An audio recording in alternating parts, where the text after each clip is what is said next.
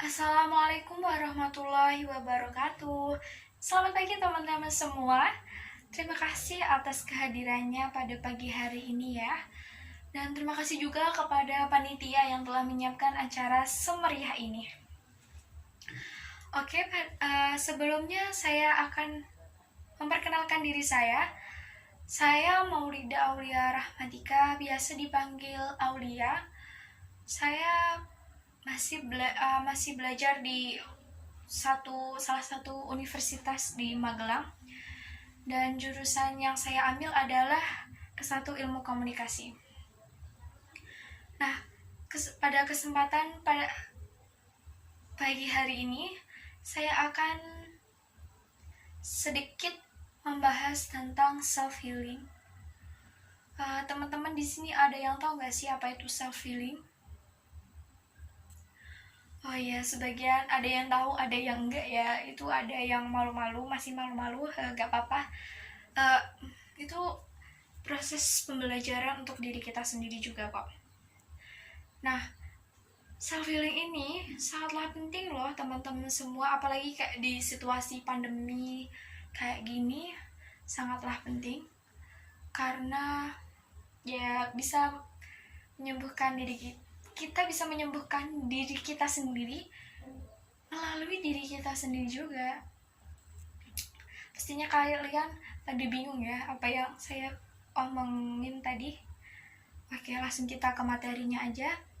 Self healing adalah proses penyembuhan yang terjadi akibat dari gangguan psikologis, trauma dari masa lalu, karena adanya luka batin yang disebabkan oleh diri kita sendiri ataupun orang lain.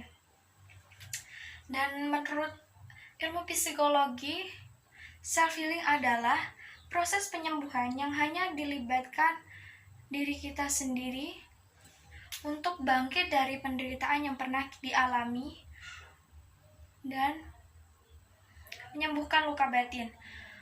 Tujuan sendiri dari self healing adalah untuk meningkatkan rasa percaya diri kita sendiri, menerima ketidaksempurnaan yang kita miliki, dan berpikir secara positif dari apa yang telah terjadi. Nah, adapun beberapa cara untuk melakukan self healing. Yang pertama ada me time. Pasti kalian tidak asing ya dengan kata-kata me time. Soalnya saya lihat teman-teman juga sering kok kayak bikin status di WhatsApp, di IG story tentang me time gitu. Terus gambarnya kayak sambil ngopi sore-sore, terus sambil lihat senja kalau yang anak senja, terus kayak di pantai, bisa juga refreshing, nonton Netflix, itu juga namanya juga me time. Nah, me time ini berguna untuk diri kita sendiri, untuk memberikan ruang kepada diri kita agar kita dapat mengetahui apa sih yang telah terjadi pada diri kita sendiri. Nah, biasanya me time ini berguna untuk kita ngobrol misalnya kayak masalah yang kita hadapin kemarin-kemarin, ataupun bisa tugas-tugas yang kemarin numpuk bikin kita stres dan membuat banyak pikiran. Jadi kita di me time itu kayak gak usah lah dipikirin apa tugas apa masalah yang telah terjadi gitu. Tapi ingat ya, ini bukan soal kita gak usah mikirin tugas, kita gak usah ngerjain, itu bukan. Tapi me time ini untuk diri kita sendiri, kayak proses penyembuhan gitu, untuk menghilangkan rasa trauma. Nah, lebih tepatnya kayak gitu. Terus yang kedua ada berdialog dengan diri sendiri. Berdialog diri sendiri bukan berarti kita ngobrol sendiri kayak orang gila gitu, enggak. Berdialog dengan sendiri tuh kayak kita introspeksi ya. Kemarin-kemarin kok gini, aku gini, sekarang jadi gini. Itu namanya berdialog dengan diri kita sendiri. Misalnya saya kasih contoh ya. Misalnya kalian ada konflik dengan orang tuanya, misalnya nih yang baru mau uh, lulus SMA, mau masuk ke perguruan tinggi. Pastinya kak, misalnya bapaknya mintanya ke kedinasan, tapi anaknya minta ke universitas kayak teman-temannya sendiri. Nah, di sini terjadi konflik. Bapaknya minta ini, anaknya terus anaknya disalah-salahin atau gimana. Nah, kalian ini bisa loh melakukan self healing sendiri, terus kalian berdialog dengan diri kita sendiri. Kita nih maunya kayak gimana, maunya apa, terus kita ini bener gak sih buat aku sendiri, baik buat aku nggak, atau gimana ya. Itu namanya berdialog dengan diri kita sendiri. Yang ketiga yaitu ada berdamai dengan keadaan. Pastinya bagi beberapa orang berdamai dengan keadaan tidaklah mudah ya.